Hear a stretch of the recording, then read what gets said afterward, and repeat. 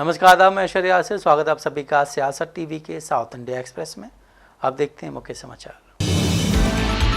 हैदराबाद में आज विश्व खनन सम्मेलन की भारत अध्याय बैठक के बारे में केंद्रीय मंत्री जी किशन रेड्डी ने कहा है कि इस साल के एजेंडे में खदान बंद करने की गतिविधियां शामिल हैं। कुल 143 कोयला ब्लॉकों का खनन किया गया है। अगले 3 सालों में हम इन कोयला ब्लॉकों को खदान बंद करने की गतिविधियों के लिए पुनः उपयोग में लाएंगे। उन्होंने कहा है कि प्रधानमंत्री ने निर्देश दिया है कि खर्च की परवाह किए बिना खदान बंद करने को प्राथमिकता दी जानी चाहिए। आज यहाँ लगभग 300 लोगों ने भाग लिया।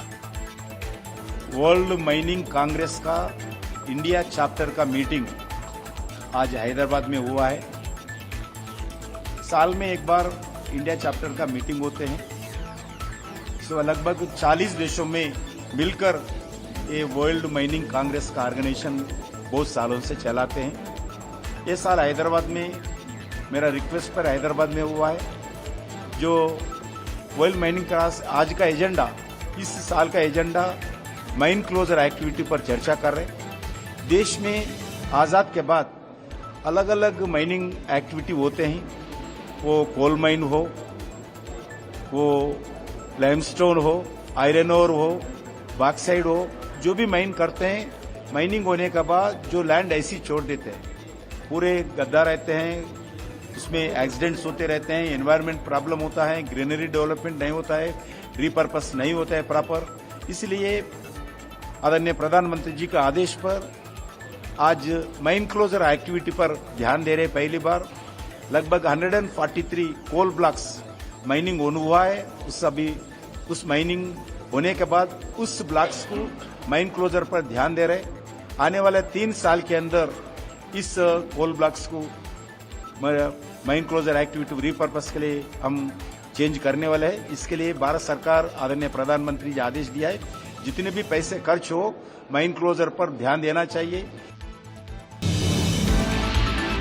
कांग्रेस अध्यक्ष मल्लिकार्जुन खड़गे आज हैदराबाद में पार्टी की जमीनी कार्यकर्ताओं की बैठक को संबोधित करेंगे और पिछले 18 महीने के दौरान रेवंत रेड्डी के नेतृत्व वाली तेलंगाना सरकार के कार्यों की समीक्षा भी करेंगे। मल्लिकार्जुन खड़गे गुरुवार को तेलंगाना के दौरे पर पहुंचे। वो जय बापू जय भीम जय संविधान आंदोलन के तहत एलबी स्टेडियम में 15,000 कार्यकर्ताओं को संबोधित करेंगे। वो राज्य कांग्रेस मुख्यालय गांधी भवन में पार्टी के राज्य नेतृत्व के साथ बैठक भी करेंगे। पार्टी की तेलंगाना इकाई और राजनीतिक मामलों की समिति के साथ उनकी बैठक निर्धारित है। इस बैठक में तेलंगाना के मुख्यमंत्री रेवंत रेड्डी, डिप्टी सीएम मल्लू भट्टी विक्रमांक, पार्टी प्रभारी मीनाक्षी नटराजन, राज्य कांग्रेस अध्यक्ष महेश कुमार गौड़, राज्य के मंत्री और वरिष्ठ नेता शामिल होंगे। खड़गे पिछले 18 महीनों में कांग्रेस सरकार के कार्यों की समीक्षा कर सकते हैं। वो जातिगत जनगणना, पिछड़ा वर्गों के लिए आरक्षण में बढ़ोतरी और अनुसूचित जाति वर्गीकरण के कार्यान्वयन जैसे मुद्दों पर भी चर्चा करेंगे। एलबी स्टेडियम में होने वाली बैठक आगामी स्थानीय निकाय चुनाव के लिए सत्तारूढ़ पार्टी के अभियान की शुरुआत हो सकती है। तेलंगाना हाईकोर्ट ने हाल ही में राज्य सरकार को 3 महीने में पंचायत चुनाव कराने का निर्देश दिया है। राज्य सरकार और राज्य चुनाव आयोग पिछड़े वर्गों के लिए आरक्षण को अंतिम रूप देने के बाद चुनाव कार्यक्रम तय कर सकते हैं।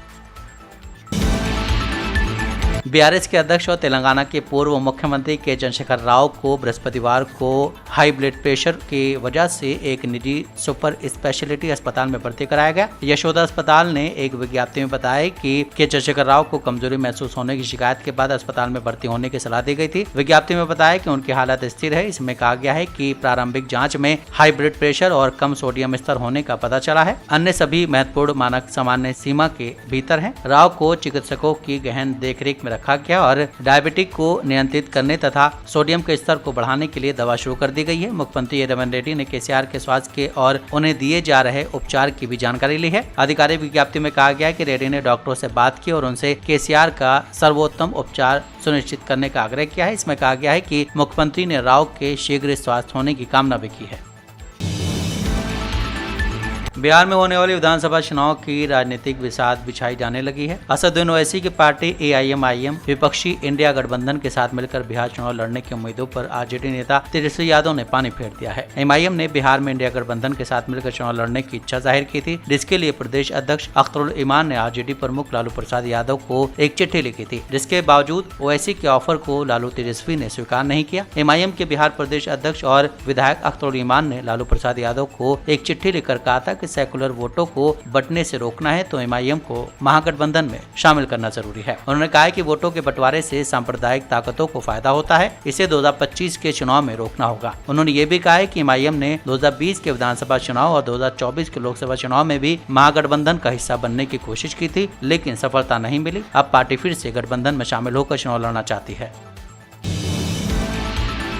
तेलंगाना के खम्मम जिले के एलमपेटा स्टेज के पास खम्मम वारंगल नेशनल हाईवे पर कल सड़क हादसा हो गया, जिसमें 3 लोगों की जिंदा जलकर मौत हो गई और एक गंभीर रूप से घायल है। सुबह करीब 4:30 बजे 2 ट्रक आमने सामने टकराकर जिससे भीषण आग लग गई। हादसे में दोनों गाड़ियों के चालक और एक सफाई कर्मचारी गाड़ियों में फंसे रहे और उन्हें बचाया नहीं जा सका। पुलिस के मुताबिक एक ट्रक में सीमेंट का सामान लदा हुआ था, जबकि दूसरा खाली कंटेनर ट्रक MP का था, वारंगल से खम्मम की ओर जा रहा था। शुरुआती जाँच के मुताबिक अंधेरे में चालक की लापरवाही और तेज रफ्तार हादसे का कारण बनी। आग इतनी तेजी से फैली कि फंसे लोगों को निकालना नामुमकिन हो गया। घटनास्थल पर पहुंची पुलिस और फायर ब्रिगेड की टीमों ने करीब 2 घंटे के प्रयास के बाद आग पर काबू पाया। मौके पर पहुंचे सर्किल इंस्पेक्टर ने बताया कि चौथा व्यक्ति जो एक ट्रक का सहायक था, टक्कर के समय बाहर कूद गया, लेकिन गंभीर रूप से झुलस गया। उसे तुरंत खम्मम सरकारी अस्पताल ले जाया गया, जहाँ उसकी हालत गंभीर बनी हुई है। जले हुए लाशों को पोस्टमार्टम के लिए भेज दिया गया है। हादसे के बाद हाईवे पर कई घंटों तक ट्रैफिक जाम रहा, जिसे पुराने मार्ग से डाइवर्ट किया गया।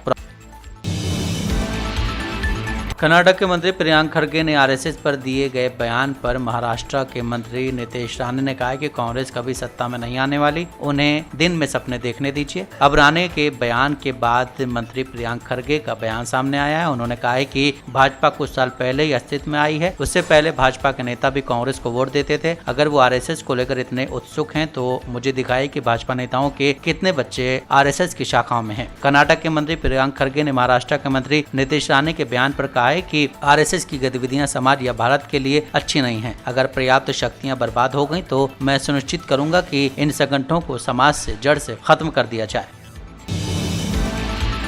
कर्नाटक के डिप्टी CM DK शिवकुमार ने आज कांग्रेस अध्यक्ष मल्लिकार्जुन खड़गे की सलाह और संदेश का पालन करते हुए पार्टी में सभी से मिलकर काम करने का आह्वान किया है। उन्होंने इस बात पर टिप्पणी करने से इनकार कर दिया कि क्या वो अब भी राज्य के मुख्यमंत्री बनने की दौड़ में है। उन्होंने कहा है कि प्रयास विफल हो सकते हैं, लेकिन प्रार्थना नहीं, और उन्होंने सर्वशक्तिमान के सामने अपनी इच्छा व्यक्त की है। राजनीतिक हलकों में खासतौर पर सत्तारूढ़ कांग्रेस में पिछले कुछ समय से इस बात की अटकलें लगाई जा रही है कि इस साल के अंत में मुख्यमंत्री पद में संभावित बदलाव हो सकता है, जिसके लिए सिद्धरमैया और शिव कुमार के बीच सत्ता साझाकरण समझौते का हवाला दिया जा रहा है। शिव कुमार ने कहा है कि मैं अब कोई चर्चा नहीं चाहता, मैं यहाँ राजनीति के बारे में बात करने नहीं आया हूँ, मैं राज्य का भला चाहता हूँ। मल्लिकार्जुन खड़गे कांग्रेस अध्यक्ष हैं, उन्होंने हमें संदेश और सलाह दी है। उनके शब्दों का पालन करते हुए आइए हम सब मिलकर काम करें।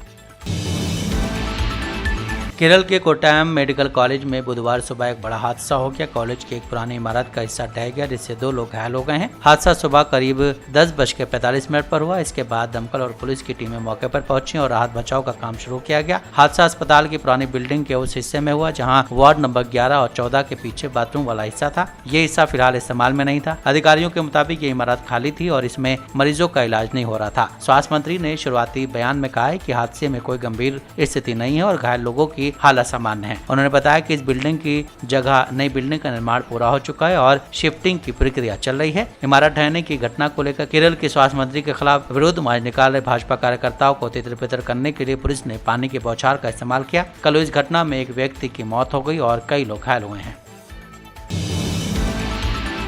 केंद्रीय अल्पसंख्यक मामलों के मंत्री किरण रिजिजू ने MIM के बिहार अध्यक्ष अख्तरुल इरमान की तरफ से RJD प्रमुख लालू प्रसाद यादव को AIMIM को महागठबंधन में शामिल करने के लिए लिखी चिट्ठी पर कहा कि हम धर्मनिरपेक्ष हैं, हम जातीय धर्म के आधार पर राजनीति नहीं करते हैं, ऐसी पार्टियां सांप्रदायिक हैं। भारत में मुसलमान भी हिंदुओं की तरह सुरक्षित है। सेकुलर तो हम लोग हैं, जो कोई धर्म जाति को देख करके हम लोग राजनीति नहीं करता है। सबसे बड़ा कम्युनल पार्टी तो कांग्रेस और ये लोग हैं जो मुसलमानों को डरा के मुसलमान करके मुसलमानों को पूरा गरीब बना करके और उसका वोट हासिल करते रहते हैं। वही तो सबसे बड़ा कम्युनल है। हम लोग कम्युनिटी वाइज नहीं देखते हैं, हम लोग सबको बराबर दिखता है। मोदी जी ने सबका साथ सबका विकास बोलने मतलब सब बराबर है और अभी तो सैचुरेशन में जा रहे हैं। हर स्कीम सबको मिलता है। देखो मैं फिर वही कह रहा हूँ, मुसलमानों को डराने का काम ना करें। इस मुल्क में मुसलमान उतना सेफ है जितना हिंदू है बाकी है, बल्कि इस देश में जितना फ्रीडम जितना आज़ादी है हर मुल्क के आप बाकी देख लीजिए, उतना आजादी नहीं है जो हिंदुस्तान में हर धर्म के लोगों को मिलता है।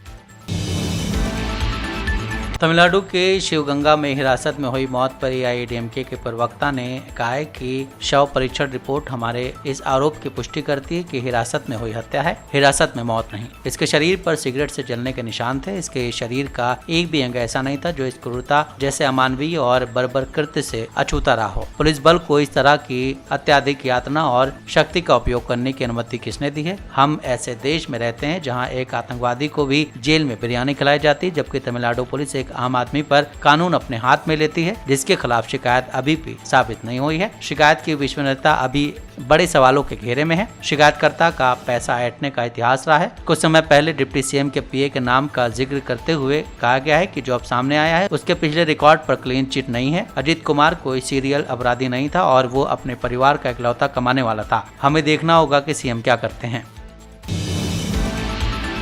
तमिलनाडु वेट्री कगजम की राज्य कार्यकारी समिति की बैठक में अभिनेता और पार्टी प्रमुख विजय ने कहा है कि टीवीके के नेतृत्व वाला गठबंधन हमेशा डीएमके और बीजेपी के खिलाफ होगा। इसमें समझौते की कोई जगह नहीं है, इसमें समझौते की कोई गुंजाइश नहीं है। इस प्रदेश कार्यकारिणी समिति की बैठक में इसे पुरजोर तरीके से दर्ज किया गया है। उन्होंने आगे कहा है कि हमको स्वार्थी राजनीतिक लाभ के लिए भाजपा के साथ गठबंधन को प्रोत्साहन करने के लिए तमिलनाडु वेट्री कगजम है, जो की डीएमके या फिर एआईएडीएमके नहीं है। साउथ इंडिया एक्सप्रेस यहीं समाप्त होता है। मुझे दें इजाजत। बाकी खबरों के लिए आप बने रहें सियासत टीवी के साथ।